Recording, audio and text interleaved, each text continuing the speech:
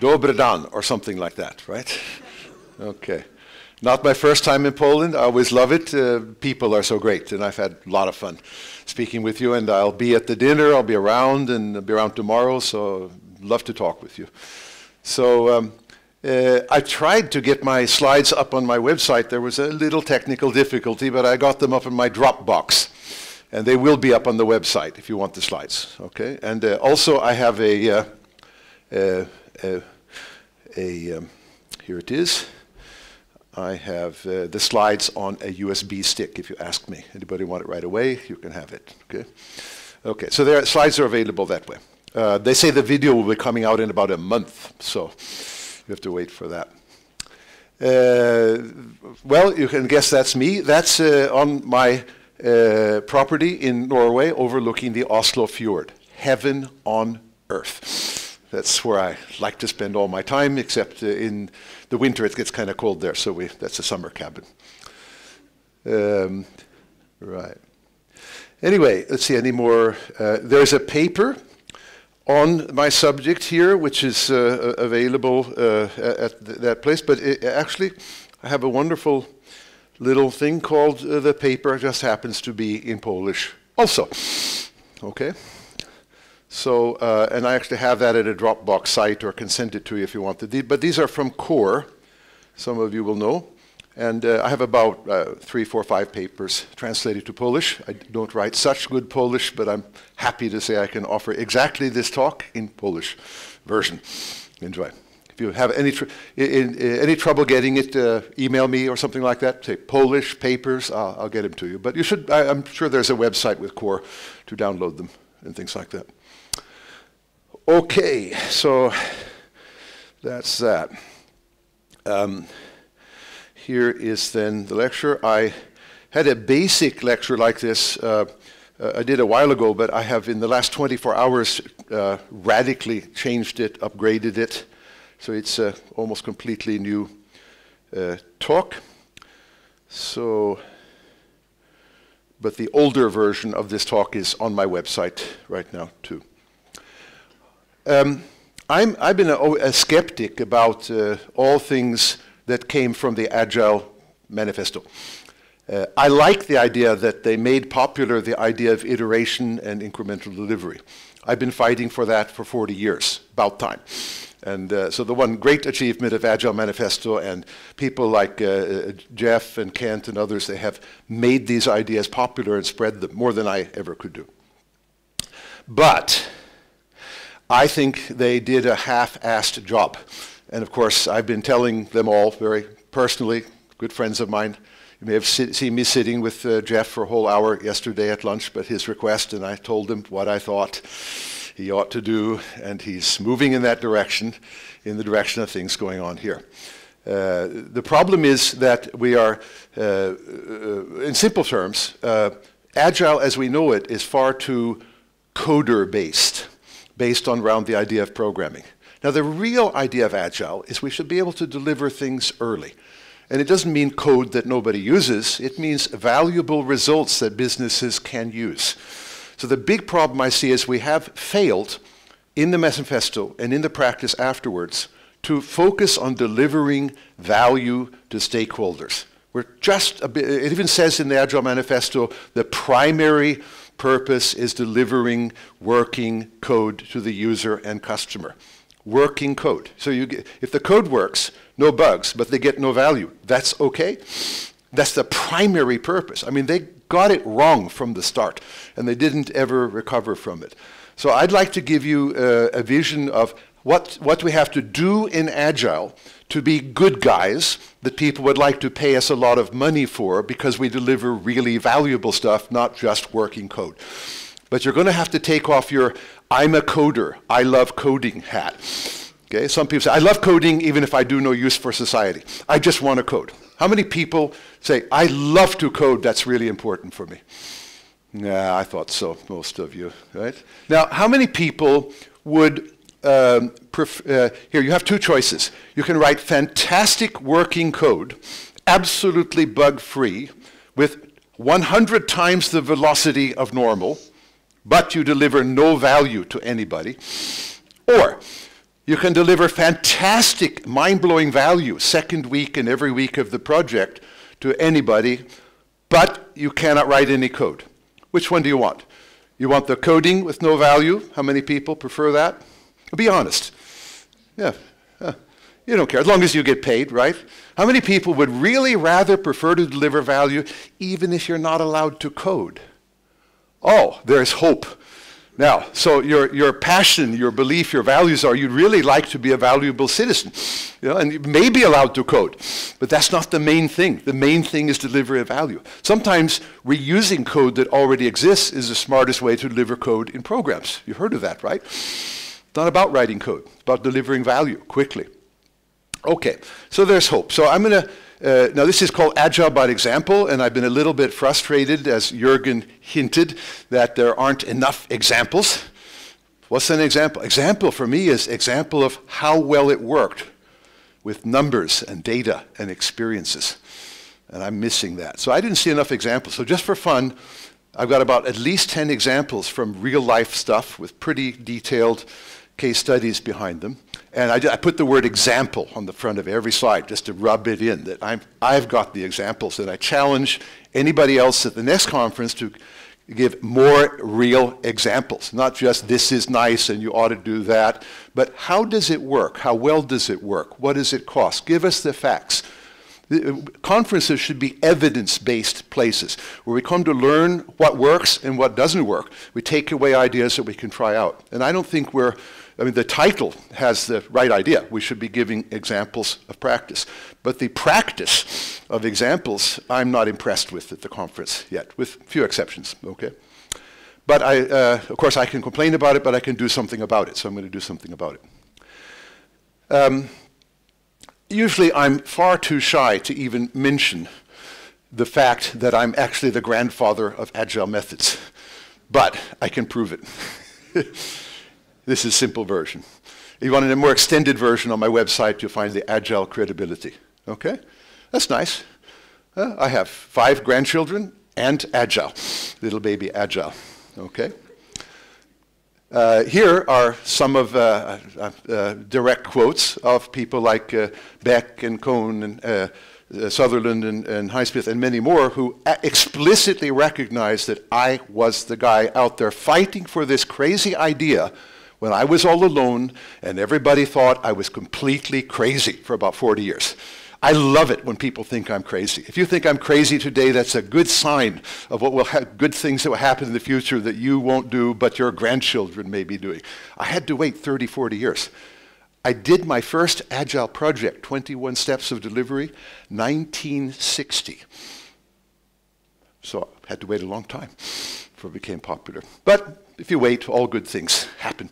I like to do what is right, what feels right, what I know works, even though people think I'm crazy. In fact, if people all think I'm sane and it's obvious and it's boring, and I'll find something where they'll think I'm crazy. So I hope you can think I'm a little bit crazy by the time I'm done with this talk. Okay? Here's just a reminder of the Polish papers. Enjoy. And of course, there are corresponding English versions, also published by Corp, by the way. Okay. Now, first example. A customer of ours, so I say ours or we, it's my son Kai, Thomas, and I. He's back in Norway booking money-earning things with banks today, and I'm here having fun with you guys. So we were asked by a bank, who shall remain anonymous. They had heard this Agile buzz from all their IT people, and it had gotten as far as the CEO and the directors were thinking going Agile in the whole corporation. In fact, they even said, we're really concerned about Agile for the whole business, and we'll do some Agile in IT too. But they said, what's Agile? We're not sure. Everybody has a different idea. Everybody has a different definition. How do we do it? They sort of felt they had to move in the direction. You've all seen this political wave. Everybody has to get on it, whether it's called Agile or Lean or the next wave, whatever it is. And these guys felt they had to be on that wave, but they frankly didn't know what it was. So they commissioned us to tell them, the top management group, in about an hour. Some of the slides from that presentation I'm going to show you. So I'm going to show you an example of how I present and define Agile to a top management group. Okay? How many of you are consultants that might have to explain Agile to some top managers? Okay, you might like this pattern, these ideas. You're welcome to have them. Okay, I give everything away. I believe in Jürgen's freebies everywhere. That's important. Okay, so that's that. So we begin defining Agile. And just for fun, I pushed everything aside and I just defined Agile the way I thought it should be defined. So here we have any set of tactics. Tactics mean any things we do, any processes, that enable a prioritized, meaning important, valuable stuff first, stream starting the second week and every week forever of the projects, that's how I work, of useful results, that's the main idea, even if no code is written, in spite of a changing environment. You have to be agile because of the changes. Okay, so anything that does that is agile enough to deal with the changing environment and deliver results. Anything. Absolutely. And we'll see that anything covers a lot of ground, much more than, say, a conventional Scrum training or something like that. This management team was just about to make the following very bad mistake. They were going to do Agile for Agile's sake. We've had some warning signals from some of the other lecturers about that, right? It really should, it's not the process, it's the results. So they're in that same camp with me. And my message is very simple to the managers: focus on the results, no matter what. Okay? Anything gives you results, good stuff. Anything that doesn't, no matter what it's called, bad stuff. Results in business and organizations count. Okay? So there's a government minister related to these people, and I quoted him. It's quite simple. Value for money. Quite simple. This is a whole government, major government, as big as Poland, but not Poland. Okay, it's in UK. Value for money was the main idea of the incoming government. In fact, the Cameron government, to be more precise. So, how are we going to understand Agile? Well, first thing is traditional Agile, i.e. Scrum XP, is unfortunately a little bit too techie-oriented. Okay, now if we acknowledge that, it's about programming, it's about technology, it's not about delivering results, I don't have a problem. It's when it pretends to be the way of delivering results, and all it does at best is deliver code.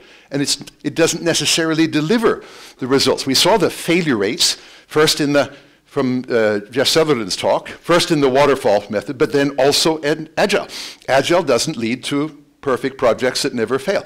So it's not delivering the value in some cases. We need to get to a case where all Agile projects always deliver almost all of the value that is expected. Okay? So I think we need an IT and business model, something above the programming type, Scrum, Agile, whatever it is, which is focused on the business value. Deutsche Bank, I can make this public, in England decided to take our EVO method, which I'll be talking about, as a way of managing all Agile efforts. They have maybe hundreds of projects doing various forms of Agile, and they have the freedom to do it. But they needed a way to make sure that those Agile projects didn't just produce code, but they produced business results for the bank. Okay, so I'm going to show you that framework at the top, which we know is focused on delivering results and which can manage the Scrum culture, if you like, as a subsidiary. Okay? But they just made it a standard. Your Agile project, you can do it any way you like, but you must manage the results in the standards called EVO, which means the evolutionary method. This is the method I've been doing for decades and published for decades, that the Agile Manifesto signers read about and thought, good idea, let's have an Agile Manifesto. Okay. Okay, enough of that. Here, you all know of things like, I think we've seen at least one, Dr. Deming's plan, do, check or study, take your choice, act cycle, that I think Sutherland had it. So here's an extended version that explains our EVO process. And we're not going to, actually tomorrow I'll be teaching more about this in an almost secret seminar here for a few people. We did it last minute. But we're going to teach more about this, but you get the idea. You throw something out there and see how it works, and if it doesn't work, change it. And I'll be showing practical examples of that.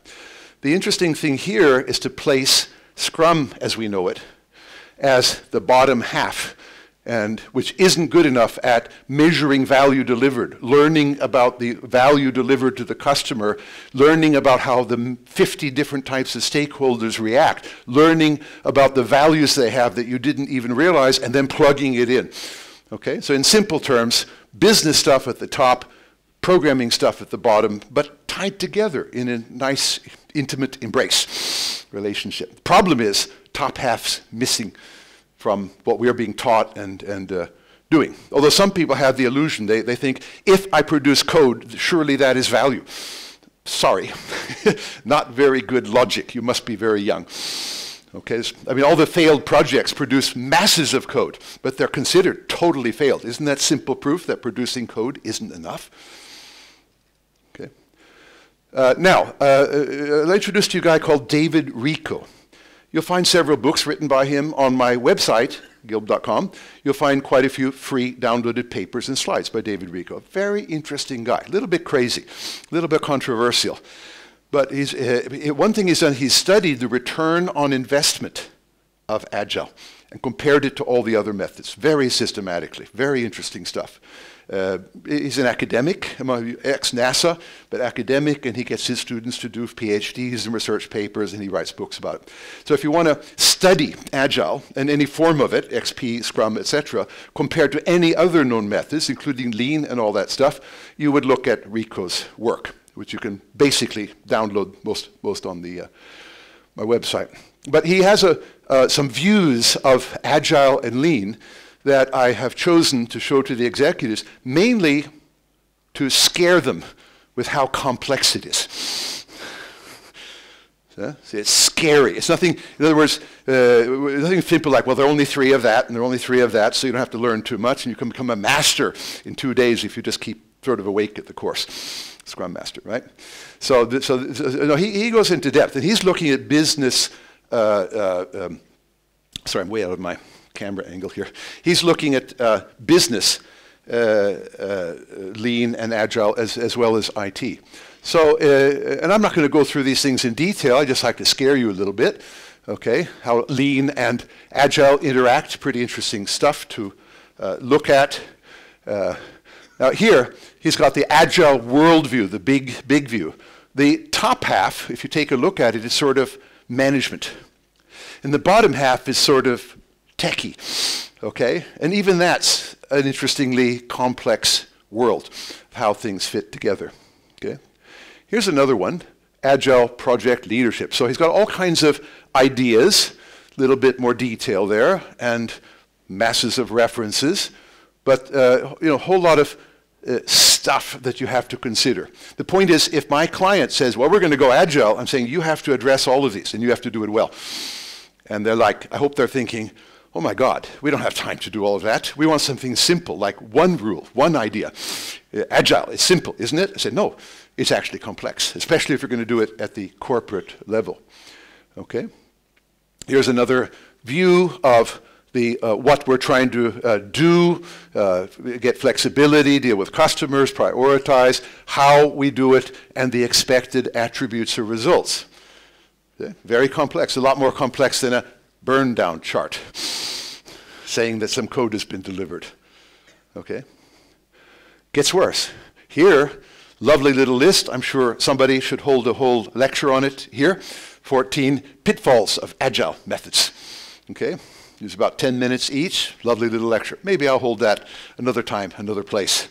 But we're getting, you know, realistic about. We've had some hints about these things. I haven't seen anybody who's gone in the depth I would like about these pitfalls, but I think we need to go deeper in the problems and the solutions to problems. And then, of course, the good news, all the good stuff that will happen, and there's lots of it if you do it right. Okay. Now, at this stage, I'm hoping my CEO and board of directors who, well, not board of directors, they're the directors under the CEO, are getting a little bit, this Agile stuff wasn't as simple as we thought it was. And I said, no, to do this and do this properly, this is like a 10-year project with really good focus management. Oh, we don't have time like that. We thought we were going to get some instant results this year. Oh, no. If you were good, it'd take you 10 years. You're not good. We know that. So it's going to take you 20, and you're going to fail, and you're going to get replaced. Oh, dear. So I said, this is the bad news. I'm scaring them. And so I said, wow, I hope that impressed you guys and scared you into going, just diving into Agile and hoping to get it right, because you'd have to consider all that stuff. What you need to do is realize that above this product owner and coding stuff, you need better management of the business values. This is symbolized by this chart. And it's symbolized by the upper half of our cycle. Okay, you've got to manage the values explicitly. You've got to identify the values, quantify the values, agree on the values with the stakeholders, estimate the values you're going to get, and you have to measure and track that you're getting them step by step. A lot of hard work. By the way, what I'm talking about is the shift from a craft to engineering. From being a soft crafter, also known as programmers, to being a software engineer. Okay? Moment you're doing multi-dimensional numbers all over the place, which you'll see masses of here, you have made a shift to engineering. So let's just say that my talk really maybe could be titled Agile Engineering. That's what I stand for. That's what I do. That's how we do it. That's how I've always done it. Okay? One of the problems of the Agile Manifesto is the guys doing it were not engineers, they were programmers, and they love their programming. People like Kent Beck, he's a lovely guy, don't misunderstand me. I love Kent. But if you read his tweets and blogs and things like that, he says, I just want to program. Would the world leave me alone and stop talking about that dumb XP stuff? Really? I want to code.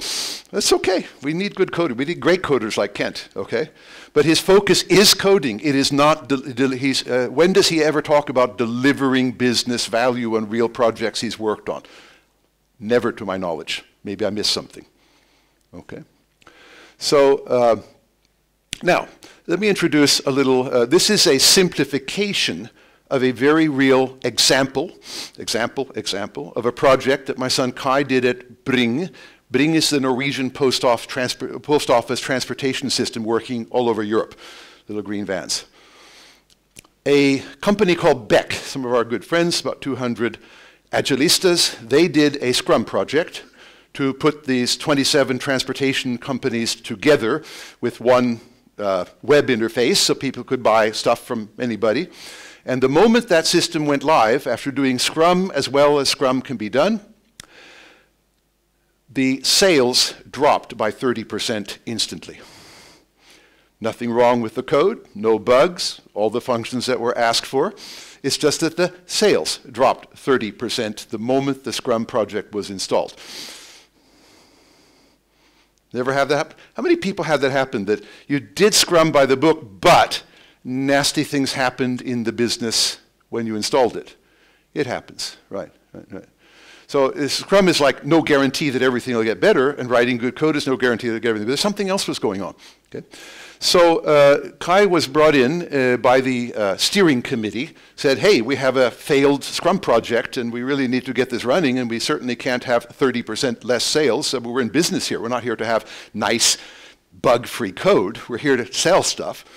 What's the problem? He did something very unusual in the history of Agile and software.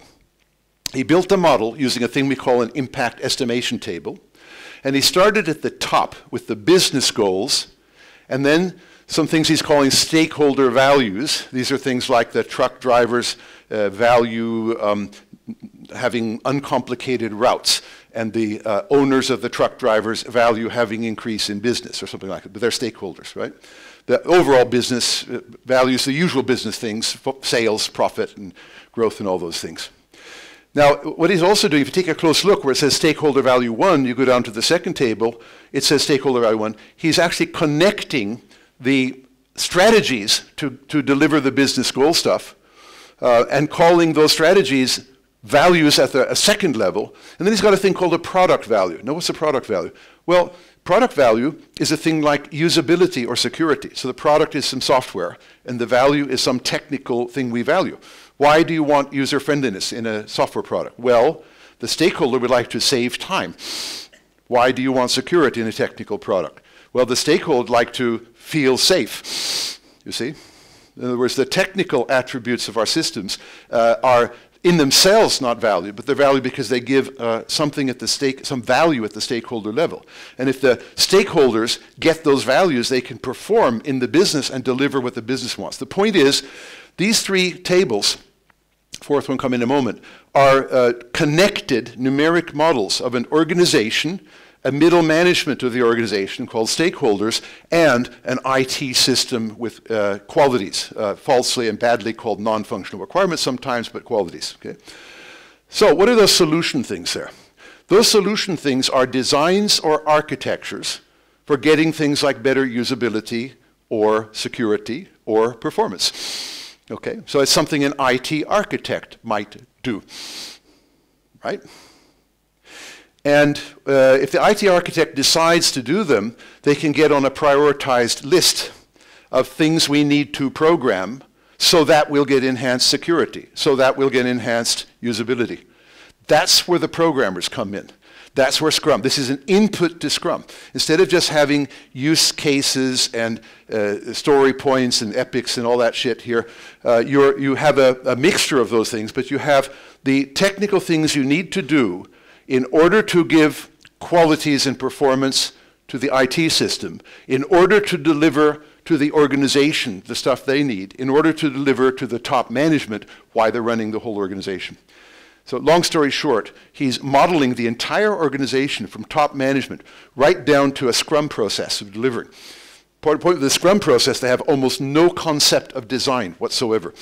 Okay? No concept of connecting to stakeholders and dealing with stakeholders.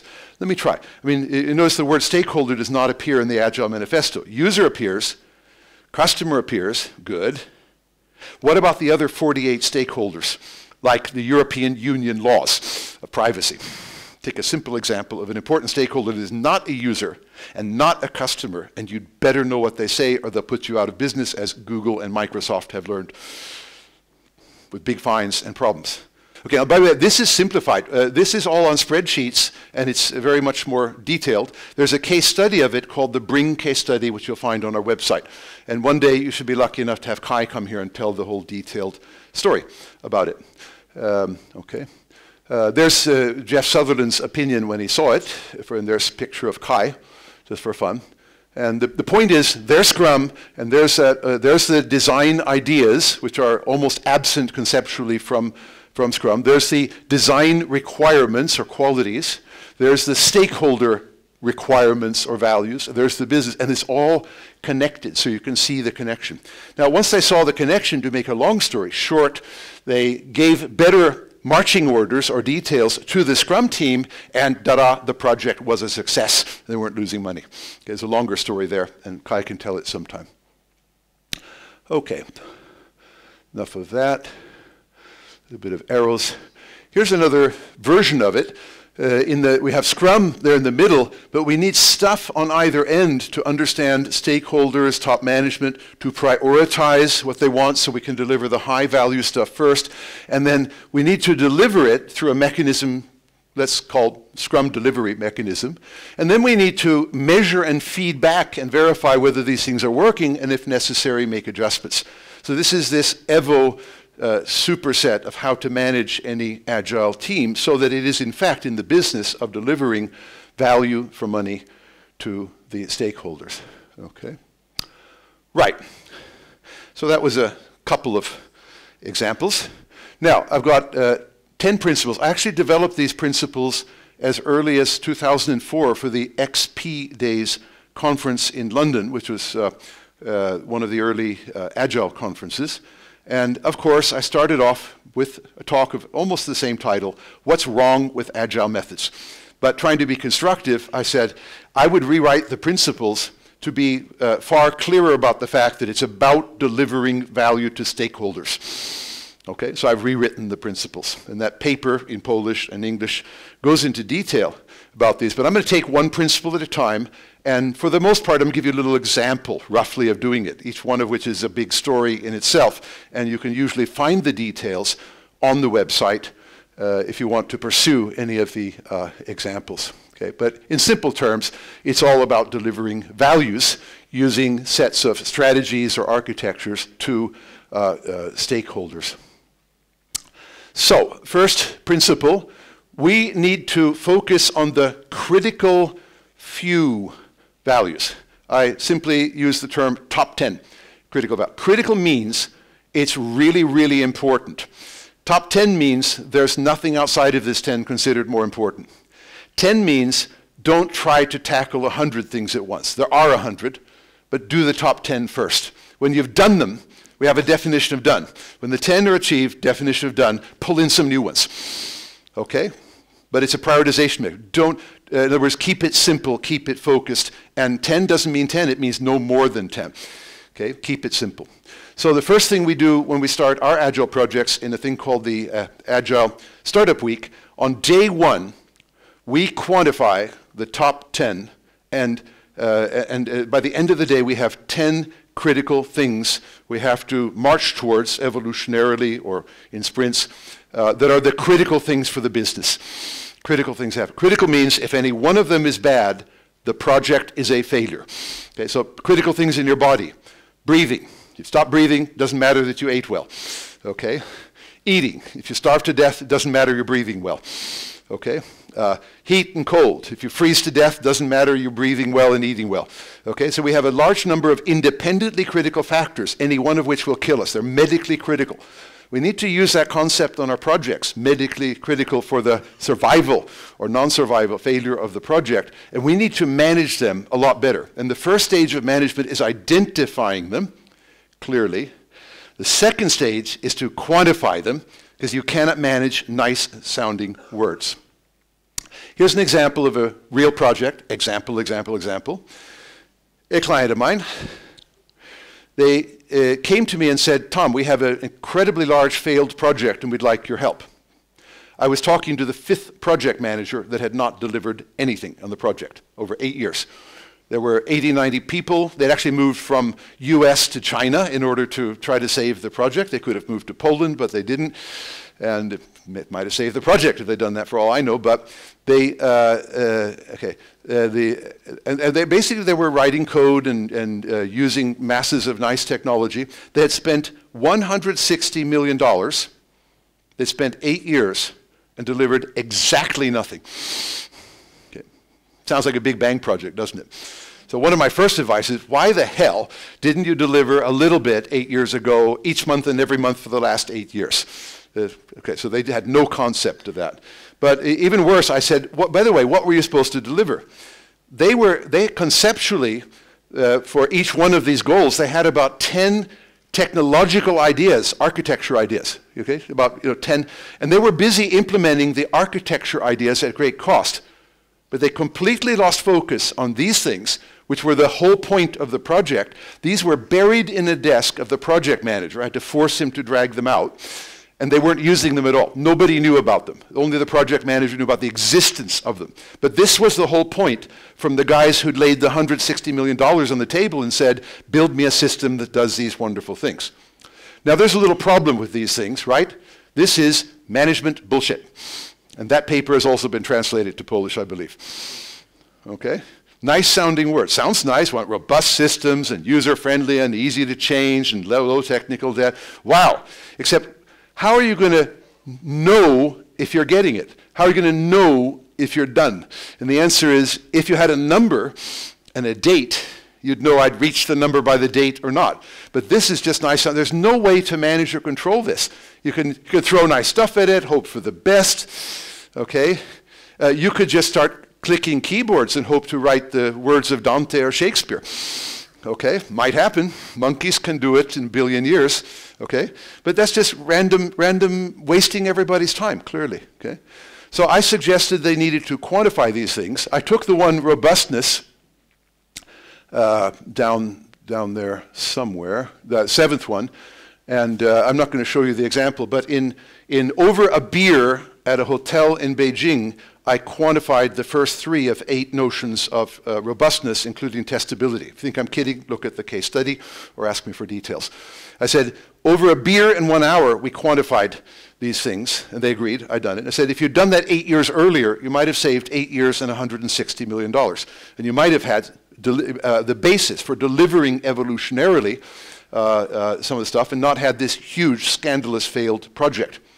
Long story short, by the way, took a while to turn around this Titanic ship, but 2 years later they had successfully delivered following my advice, and the project manager survived.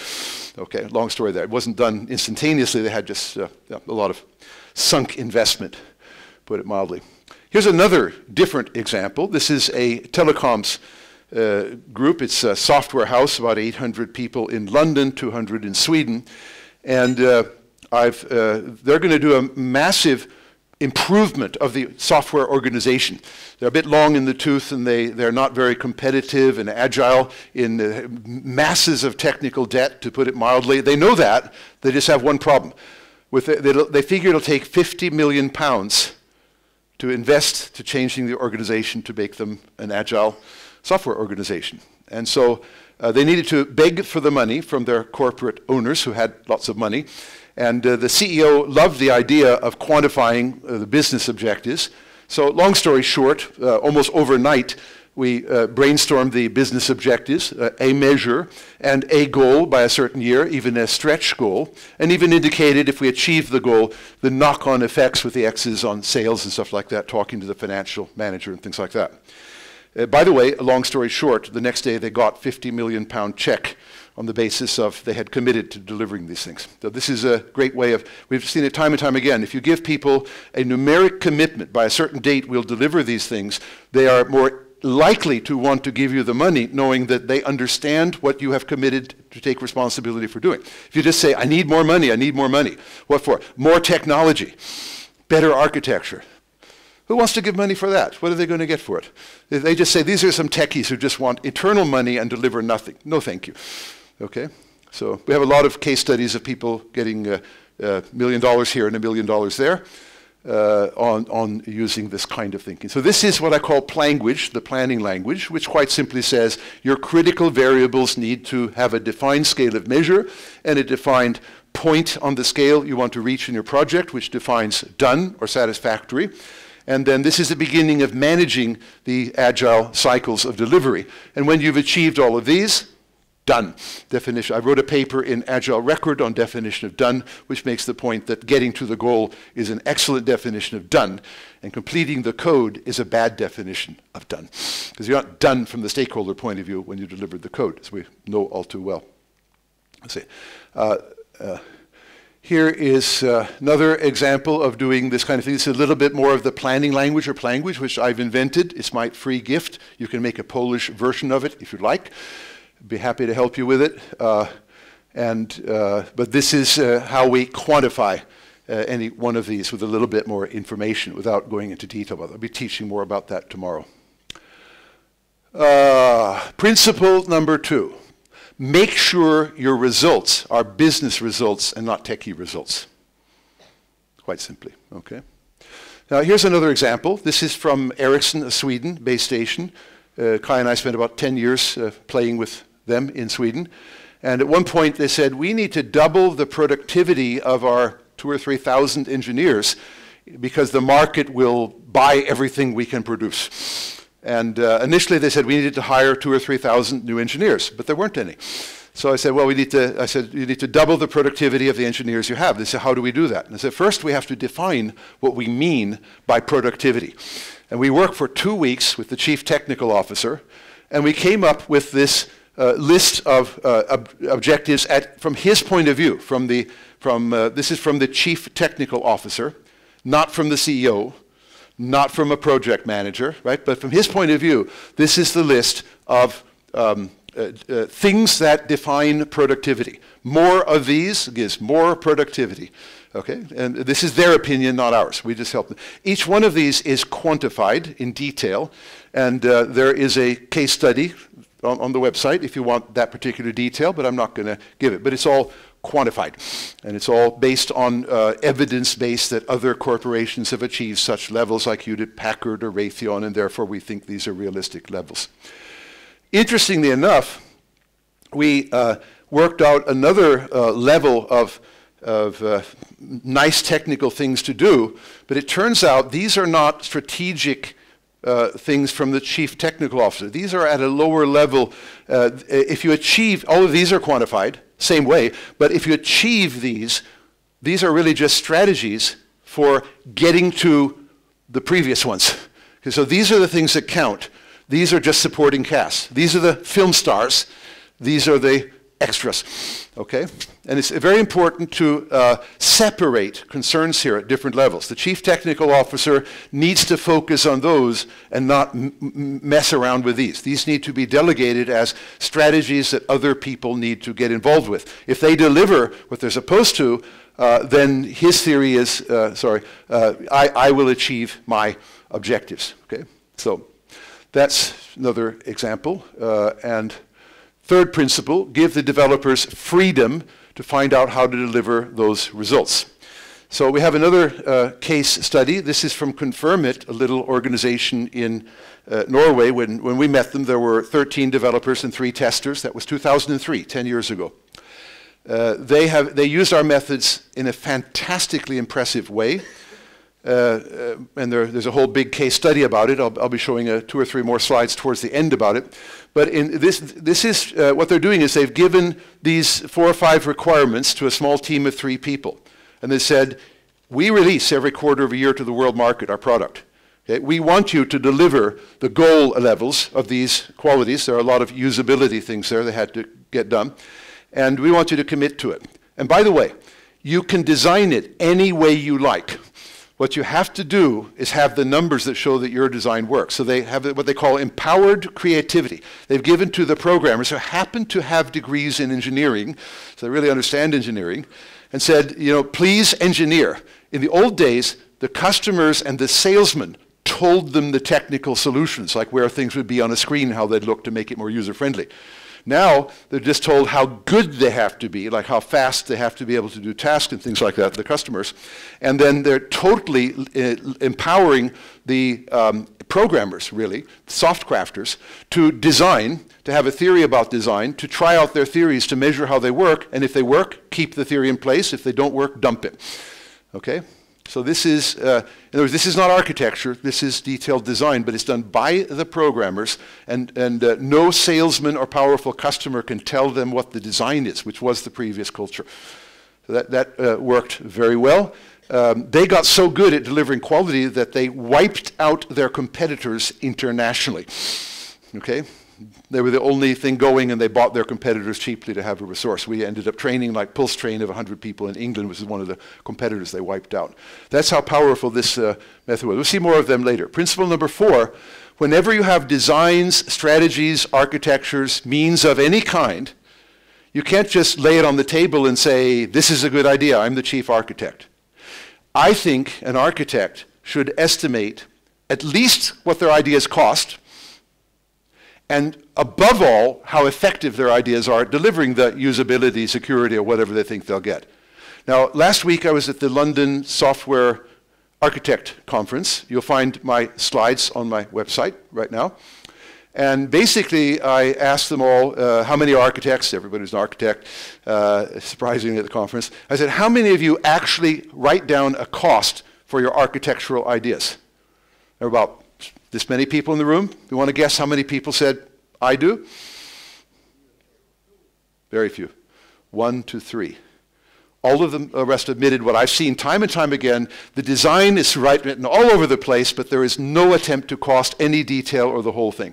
In other words, the architects are totally irresponsible for the cost of their design. No wonder we run over budget sometimes. You know, I don't care about the cost. I won't bother to know about it or specify it, but I'm the architect. You bloody well do what I say, because I'm the chief architect. I said, this is bloody ridiculous and totally irresponsible. And I think they were silently perhaps agreeing with me. But then I asked the next question, because I've never seen anybody estimate how good their architecture is. And I see a lot of it, like big banks in London, massive IT architects all over the place, running the place, crazy people. And I say, how many of you actually make an estimate? If you're designing something for security, how many of you make an estimate of how much more secure the system will be? If you're designing for usability, how many of you make an estimate using your architecture of how more user-friendly it will be? Guess the answer. One guy put up his hand. Now, there's a problem. They don't even understand the concept of quantifying usability and security as an input to their architectural process. In other words, they're not architectural engineers. And I'm trying to sell them architectural engineering. Okay? There's architectural poetry. Nice sounding words all over the place. We're going to get great security using the most advanced encryption methods. That's architecture. Isn't that nice? I mean, wouldn't you want one of those? That's architectural poetry, and that's what they do. All their methods are based on it. TOGAF and the whole gang don't understand the concept of quantifying the parameters they have to architect towards, nor estimating how good any of their architecture is, nor measuring and validating that the architecture is so good. Architecture is totally out of control in this business. But then that doesn't concern you Agile people because you have no architecture. By the way, how many people in the room do some form of architecture? Just thank you. Oh, and they're all sitting in the front. The ones in the back don't do architecture. What that means. Okay. So here, from the same example, using those objectives, this organization decided they had an architecture for improving the 800 to 1,000 person software engineer organization. And at the top level, what I'm calling technical strategies there, they have the tags or names of some big strategies, many of which they've been looking at for a while but couldn't fund, didn't have the time to do it. Okay, now they're talking about maybe getting 50 million pounds tomorrow. And in fact, they did get the 50 million pounds and they did start doing it, and we participated the first few years. Now, this is an impact estimation table. This is one of my proudest little babies and inventions. It's a child, not just merely a grandchild. And it enables you to see, try and model how good is my architecture for meeting my goals. So 0 means my architecture doesn't change my goal at all. It's neither good nor bad, neither plus nor negative side effect. 50% would mean this is powerful. This gets me halfway between the bad system I have and the good system I want. That's good. All I need is another one of those and I get to 100%. Very simple language. It's a little bit more complicated than that in reality, but we'll leave it at that for the purpose of this. But the point is we can now model any arbitrarily large number of architectural ideas, although we do this level by level and rarely have more than 10 at a time, but then 10 times 10 times 10 becomes 1,000 if you like, as Kai was doing. And any arbitrary number of qualities and performance requirements and costs. And we can get an overview of what the hell the architecture is supposed to do. Now, this requires the architect to have knowledge, facts, and evidence of what it does. And you know what? They don't have it. There's no such thing as a handbook, no such thing as a place to look on the web to find it. Many engineering disciplines have handbooks. You know, from pharmaceuticals to chemicals to physics to building, where the properties of things are well known and you can look up the basic properties in the handbook. Although my dear father always warned me, you can't trust anything in those handbooks, you have to verify. That's another matter. But at least they have organized knowledge. We have no concept of organized knowledge. We haven't got the beginnings of engineering. Okay? But I'm going to try and, 50 years from now, architecture engineering will be the norm. And they thought I was crazy last week. That's a good sign. I actually asked them, how many of you would really like to be architectural engineers even though your boss is too dumb to ask you to be it? And almost everybody put up their hands. I thought that was nice. There's hope for these guys, but they're almost going to have to do it on their own. Decide, I'm going to do it because it's the right thing to do to learn engineering architecture and not this bullshit stuff. Okay, impact estimation table. By the way, the number there is called contribution to overall result. That's a figure of merit of the overall effect of that one architecture on all of the primary targets. And then the next number is actually the pound cost. And the bottom line number is the ratio of benefit to cost. Remember, value for money? So we can now say, my goodness, that thing called telephony has 358, which beats the hell out of everything else. Okay, so for example, when we're prioritizing what is the smartest thing to do, what should we do early in the evolutionary steps, we're going to look for the high value to cost ones and do them. And we might just look at the high value to cost one here and say, well, if I do all of that, that's going to cost me a year. But why don't I take one with a big number there and see if I can do it in a month? Now I've got an early, I've decomposed by value, and now I can do an early evolutionary sprint for trying to deliver that value and seeing if I get my 15% or not. I can learn what works. Rapid learning is the key idea here. Okay? See more of that later. Here is another example, totally different. This is the US Department of Defense. This is PERSINSCOM, the US Army personnel system, and this is their impact estimation table. Again, they had an 8-year-old IT system, heavy technical debt, infamous from the general's point of view of being a crap system they couldn't win wars with, quite scandalous. And we were trying to do something about it, but so among other things, we did an impact estimation table of their strategies against their goals. These goals on the left-hand side, we quantified them in 1 day. We then brainstormed the major strategies on the top there in 1 day. I mean, big deal, list of 5 things in a whole day. Okay? The third day, this is our project startup for starting Agile projects in EVO. We estimated how good we were, roughly. We refined that later, but we did a rough estimate. And that told us we seemed to have enough stuff to run with. And we can now start, this is a hypothesis, this is a rough estimate. We know where to start. Look here, this thing called business process reengineering has a 30-to-1 ratio, twice as good as the next best guy. So we should be messing about here. And if you say, well, yeah, but that's going to take a year to implement, go up to number 200 up there and say, what can I do technically in business process reengineering to improve the availability of the system? And there's something you can do. Can I do it in about a month? Yes, do it. Start next month. Okay, it's all about actually delivering real results next week or next month, next sprint anyway, all the time, forever. Okay, that's what my clients really do. Confirmit has been doing this for 10 years on a weekly or bi-weekly basis. It never ends. In competition, actually Dr. Deming put it so well, you know, your work never ends as long as you're in competition. It's a never-ending thing. And no matter how good you get, competitors will come along and try to wipe you out, and you've got to be very defensive. And there, Confirmit is on a world market. Okay, so principle number 5, and probably a wise idea to peek at clocks and stuff like that. Okay, I've got between 5 and 15 minutes depending on your point of view. I've been told I could go to 5:10 and I will stop there. So principle number 5, you need to select the designs with the best impact in relation to costs. Those are the ones value for money. I can also call those efficient designs. Efficiency means effectiveness over cost. Here's an each concept. Efficient designs are the ones you should be implementing first. Okay, that's the principle. And number 6, we need to master the art of decomposition by value. Most people decompose systems by some logical building sequence. You know, build this, build that, and you end up with Big Bang before you're done and can deliver anything. In my world, we say to hell with how we build it.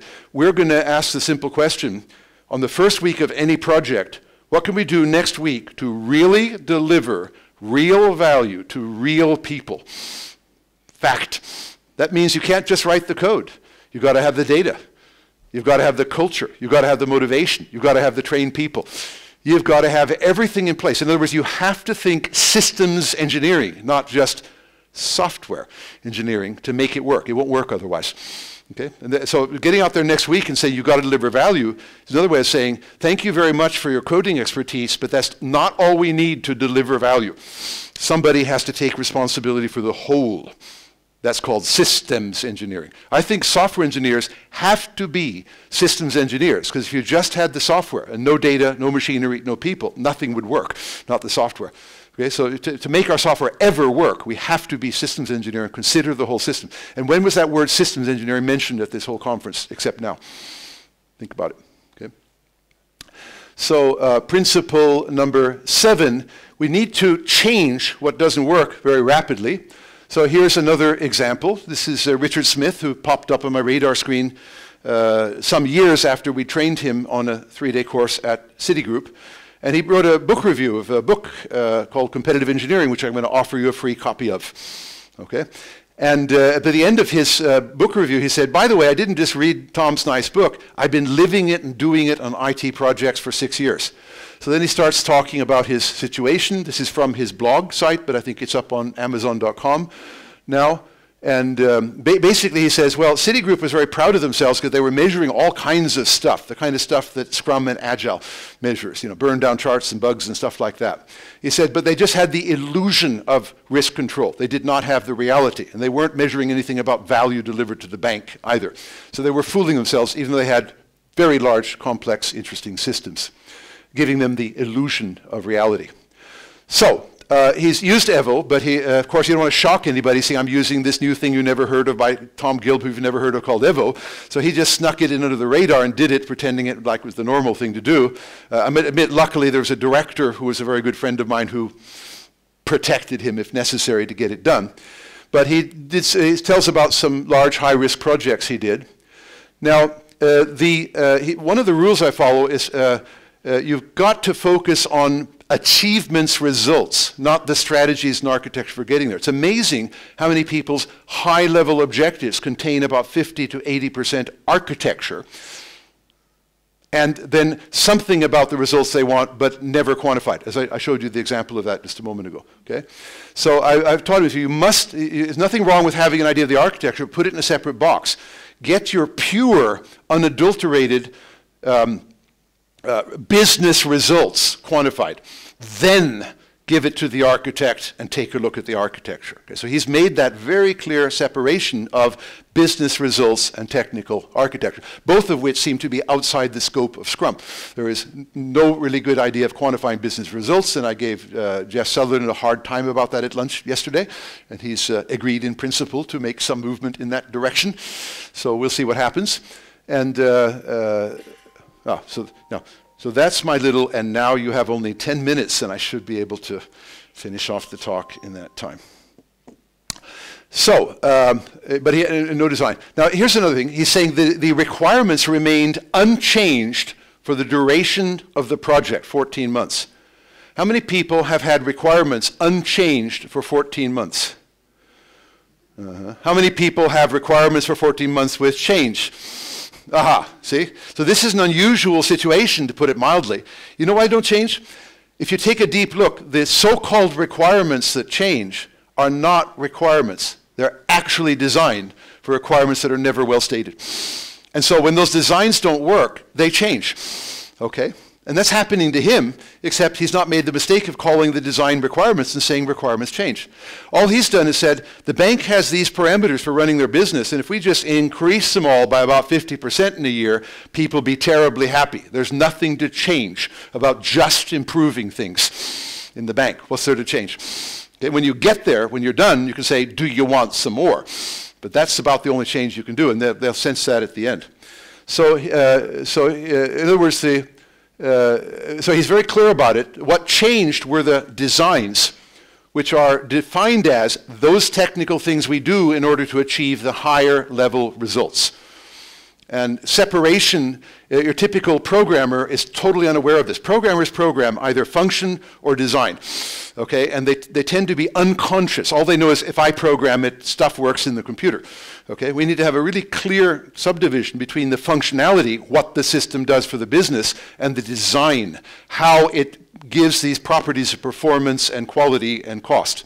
But that simple separation is undiscussed, unknown in our trade, I'm afraid. But anyway, bottom line, our system, big financial system, successfully went live over a weekend for 800 users, big success for sponsoring stakeholders. No surprise to me, that's the way it's supposed to work and seems to always work. If I knew of exceptions, I'd give them to you. Principle 8, you need to change the requirements based on the quantified experience of new inputs.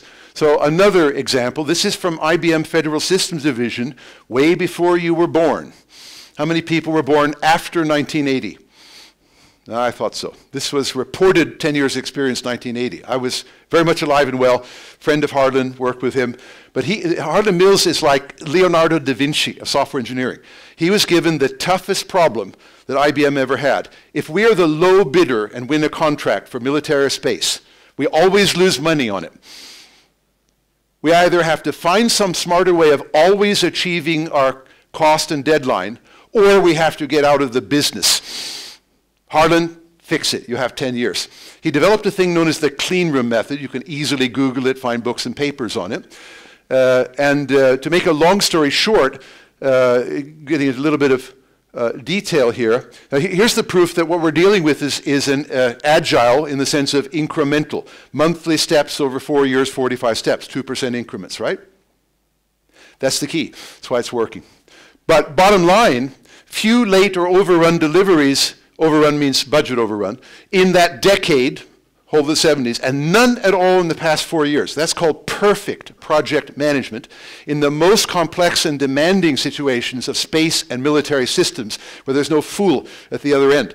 These are very qualified engineers who know exactly what they want, and they're not going to pay you for anything less than it says so in the contract. And it better be done on time because the Venus and Saturn are going to pass in a certain conjunction. You don't say, sorry, my software's late, we'll wait for the next cycle, and it says, well, that's 360 years from now. You know, you've got to be done on time. God waits for no man. Okay, and sometimes wars don't wait for programmers either. Okay, the Gulf War #1 is going to start on 16th of January for 3 days. They did it. Okay, now there's a colleague of on the Cleanroom project, Robert Quinnen, details. There's the reference.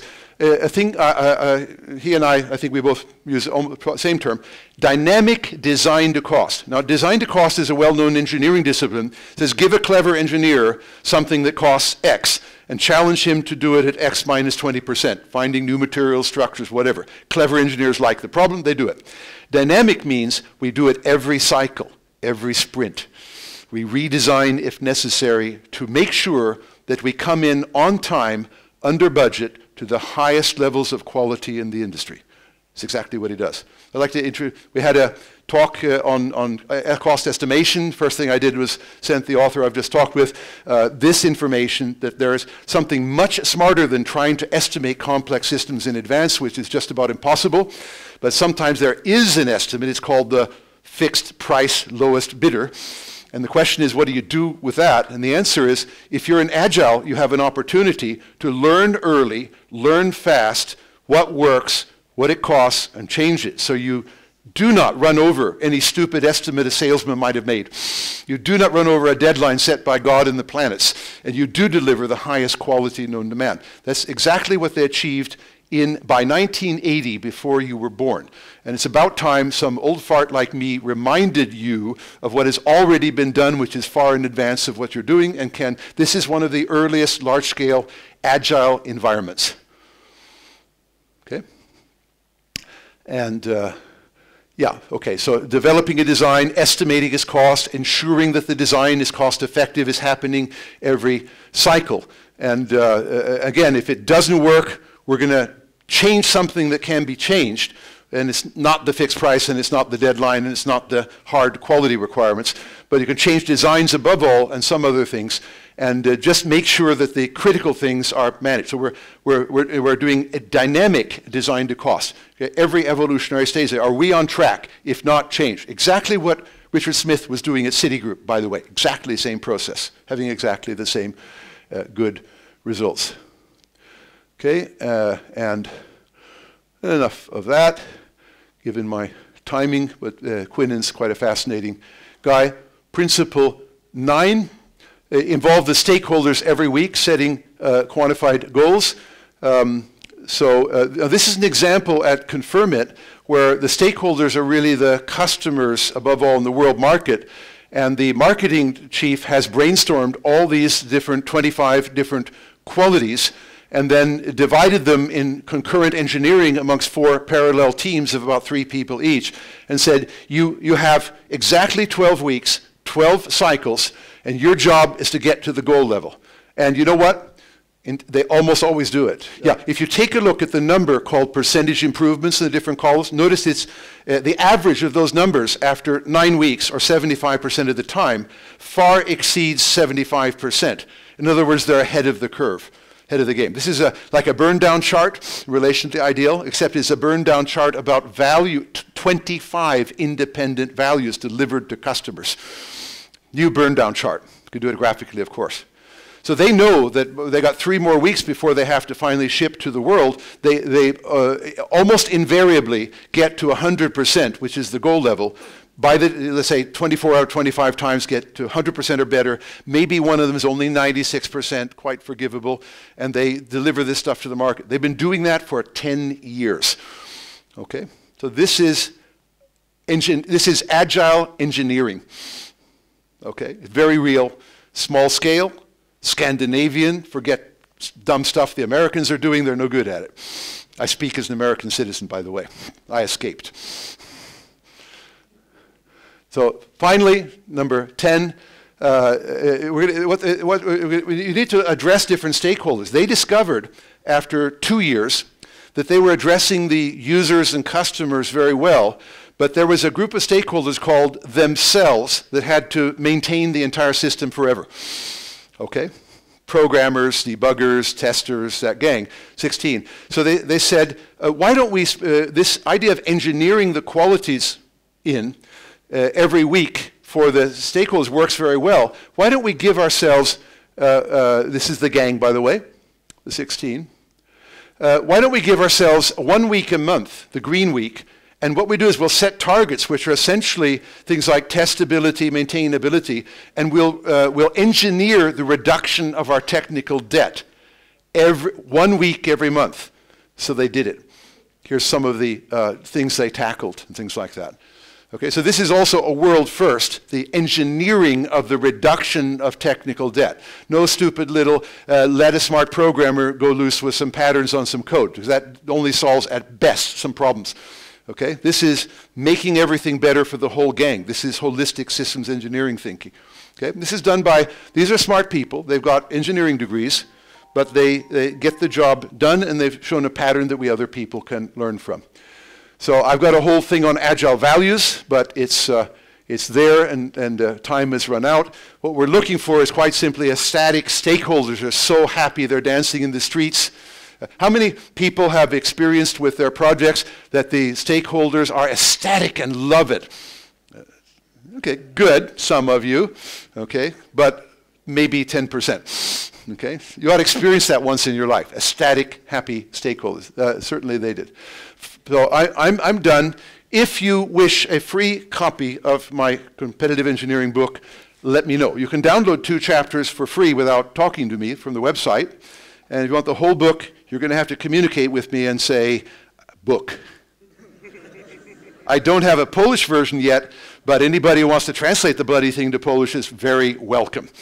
Okay? Free license for that. How's that? Thank you very much.